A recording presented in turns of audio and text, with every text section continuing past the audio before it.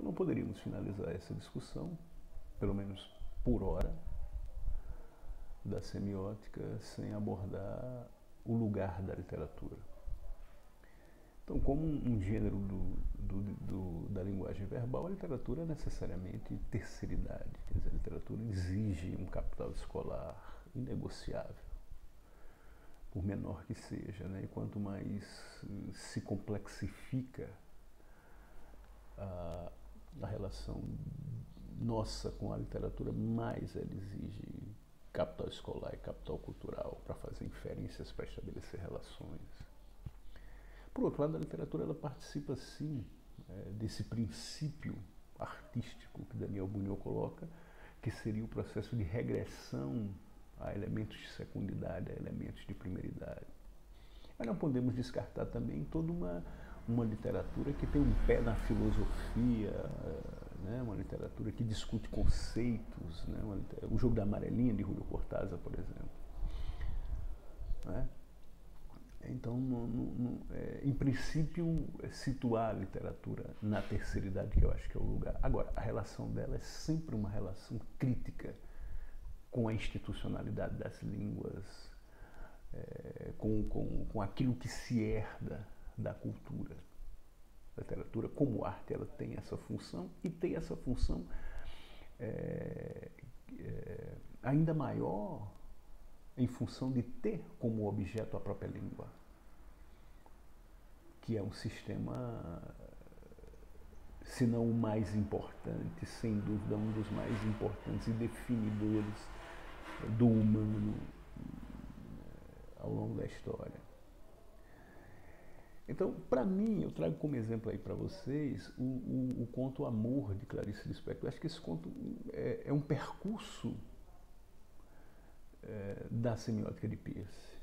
Ele contém todos os estratos dessas relações.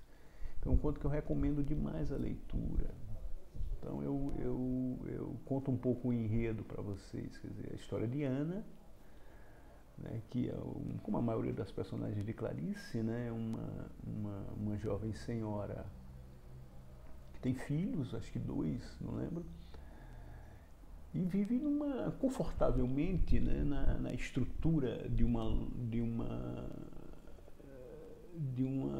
família burguesa na cidade do Rio de Janeiro. Então, certo dia à tarde, né, a metáfora da tarde, né, certo dia à tarde ela sai para fazer compras, para preparar o jantar para o esposo e para as crianças quando chegarem da escola, e na volta ela vê um cego. Então a visão desse cego desencadeia um processo novo na vida dela. Quer dizer, essa relação de choque com o cego é lógico que é uma relação de secundidade. Mas a partir dessa relação de secundidade, as coisas adquirem uma primeiridade inescapável, porque elas passam a ser inexplicáveis. Quer dizer, os ovos quebram, quer dizer, toda aquela estrutura do mundo, ela se destrói a partir da metáfora dos ovos que quebram e escorrem da cesta que ela carrega dentro do bonde, depois da visão do cego. Então esse choque dessa visão inusitada e inusual com o cego, que é uma boa metáfora da secundidade, desencadeia processos de primeiridade. Então ela se perde. Então as coisas começam a ter um cheiro diferente, as coisas começam a ter uma forma diferente. Né? E aí a Clarice, do ponto de vista da linguagem, começa a enunciar, é um conto de mestre, né?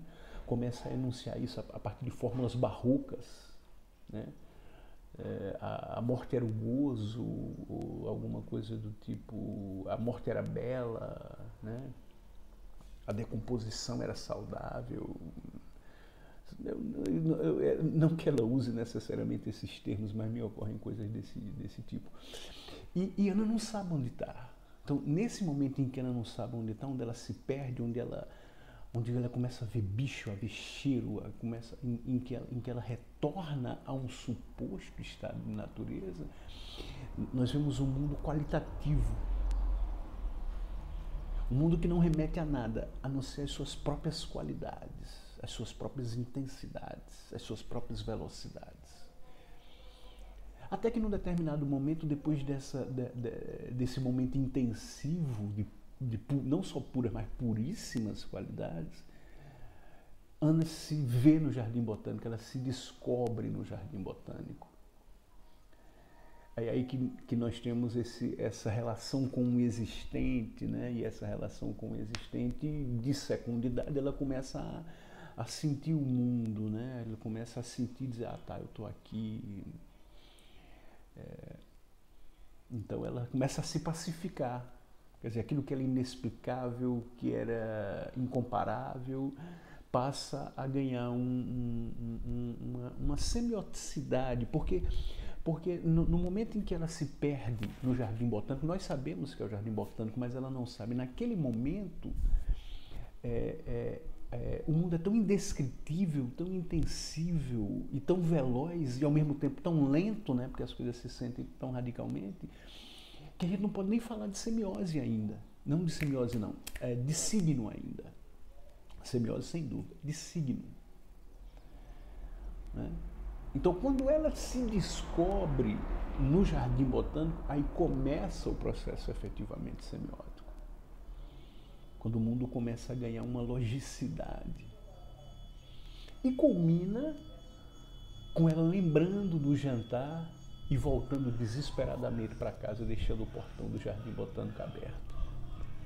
É aí que ela retorna à terceira idade, retorna ao hábito, retorna à ordem, retorna à lei, e o mundo segue seu curso normal, habitual. Então, a leitura desse conto eu acho uma leitura muito bacana de um percurso, de como um percurso pisciano poderia se dar, se nós pensarmos na singularidade de um sujeito, né? Primeiro, só para recapitular, ela se perde num lugar onde ela não sabe onde é, e essa pergunta sequer é pertinente, ela sente, né? As coisas são vivas, intensivas.